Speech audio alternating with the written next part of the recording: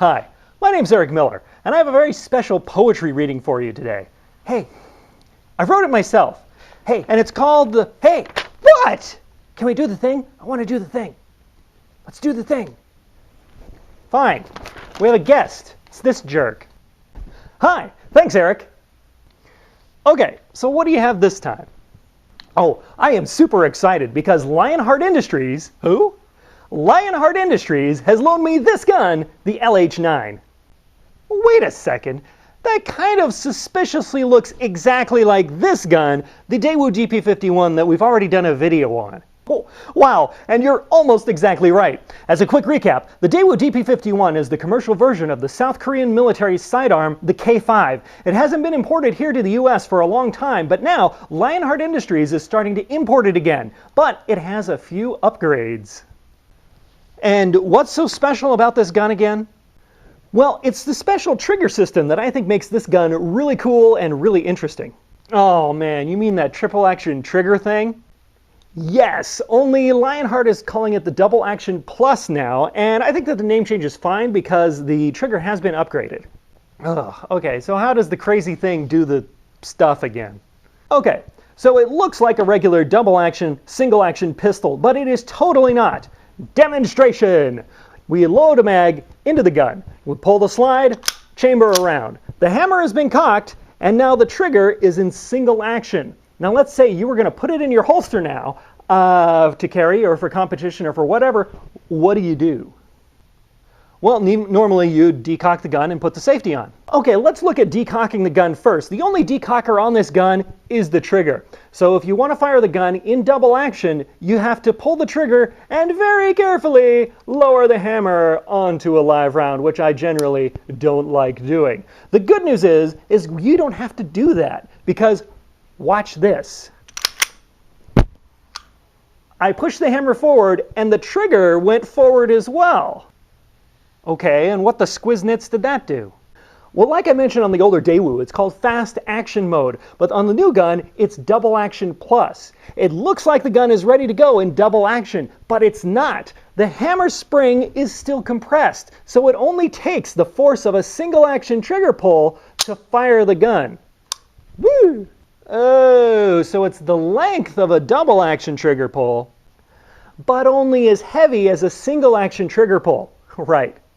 Oh, and remind me again about why it's safe to throw the hammer down onto a live round like that. Well, we have two safeties involved here. There's a hammer block and a firing pin block. So the hammer will not hit the firing pin, and the firing pin will not travel forward unless the trigger is pulled. And what about the safety?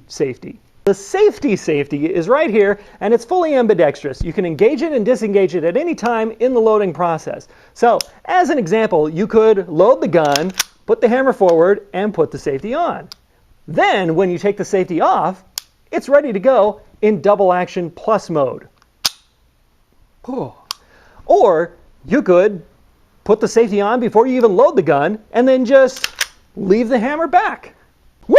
Cocked and locked, baby! Cocked and locked! Yeah, I'm not a huge fan of cocked and locked personally, but I know that there are a lot of people out there who are. So, yeah, you could do that. So, about the new gun, I can see that there are some cosmetic differences. Is that all that's different between the two? Well, yeah, we have the extra chunky pattern on the grips here, which definitely makes holding onto it a lot nicer. The hammer is a different shape. I kind of like the old hammer, but if you're going to carry the gun or something, that's definitely something that would get hung up on clothing right away. So this new round one is probably a little bit better in that regard. And the serrations on the slide are also different and much better, I might add. And they also added some serrations here to the front of the slide as well, which is nice. And it's got a rail there on the front, too. Yeah, it does. So, why don't you have anything mounted on the rail there, Eric? Is it because you're not cool enough to have something to mount on a rail? Yes, all right. Is that what you wanted to hear? Yeah. So are there any other differences between the LH9 and the Dp51? The major one is that the tolerances on this gun are way tighter than they are on the Dp51. Oh, because I can feel the slide moving in this direction on the DP51. Does it do that on the LH9 too? Nope. It's pretty solid. Everything on this gun is really smooth. Oh, that reminds me I need to shave my feet. So there are a couple versions of this gun out right now, a regular version, a compact version, and this special one with the rail on it. And actually, I was very fortunate. The Lionheart guys sent me a super extra special prototype version, the Gen 2, which has genuine low-vac, low-mount sights on it. And I have to say, they are pretty cool. So what kind of sights do the regular versions have? They're standard 3-dot sights, which suck. The Daewoo sights suck or 3-dot sights suck? Oh, 3-dot sights suck. When are people going to figure this out? I much prefer the 2-dot sights on my Walther P1 and P5. I get a much quicker acquisition and I shoot much more accurately with them. And how about these expensive Novak ones? They're pretty sweet. The rear sight is a plain black notch and the front sight is a brass bead, but you will be able to get it with a tritium or fiber optic front sight. So it's basically a 1-dot sight. Yeah, you could say that. And this is 9mm, right? Correct, hence the name LH9. However, the Lionheart guys have told me secretly that a 40 caliber version is in the works. Groovy. So you gonna shoot it or what? Yeah, let's rock it.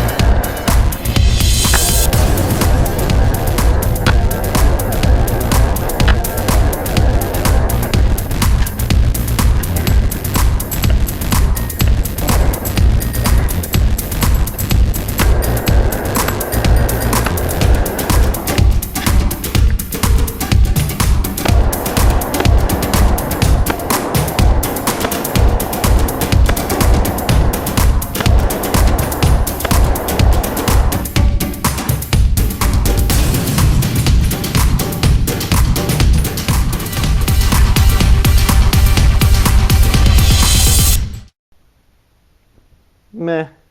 Hey, shooting in slow motion is not easy. Anyway, there's usually a bit of a break-in period on a new gun, but I didn't have a single issue with this in the few hundred rounds that I put through it. I used several different types of ammo, including this total nylon jacket ammo with an aluminum case. What? Are you sure that's real ammo? Yeah, and I think it's awesome. Maybe I'll do a video on it at some point in the future. So, is this a beefy, manly man gun? Well, I wouldn't say that. It is a full-size gun, but I find the grips to be very comfortable and it points very naturally. I have medium-sized hands and it seems to fit me just right. If you had really, really small hands, this probably wouldn't be up your alley. Accuracy? In comparing it with the DP51, it is way more accurate. And I'm sure that the tighter tolerances and nicer trigger have a lot to do with that. I can't shoot with it quite as good as I can with my P1, but I have way more trigger time on that than either of these guns combined. You said the trigger was updated too? Oh man, yeah, it is noticeably better than the DP51. The double action plus trigger feels just like a single action trigger, even though it's like this long. Very, very smooth. Oh, I didn't ask. What's the capacity on that? Well, that's a good question. It comes with two mags. One's 13 and the other is 15.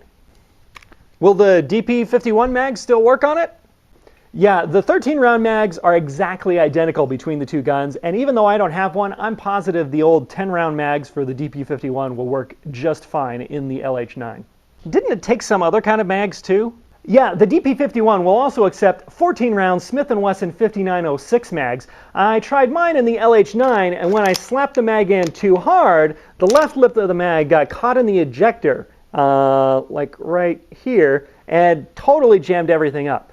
Anyway, I think that just has to do with the tighter tolerances on this gun. So it won't work at all? Oh no, it'll totally work. You can't just slap the mag in. You have to put it in nicely, and it'll be fine. Man, are we almost done? Yeah, we are pretty much done with this video. Finally. Except I'm going to do another video. What? By myself. Where I take these two guns apart and we'll take a look at them real up close and talk about some other random info. As long as I don't have to see it, that's fine by me. You know you're not your mother's favorite, right? I know. Anyway, I'm Eric Miller. Stay safe and have fun, kids.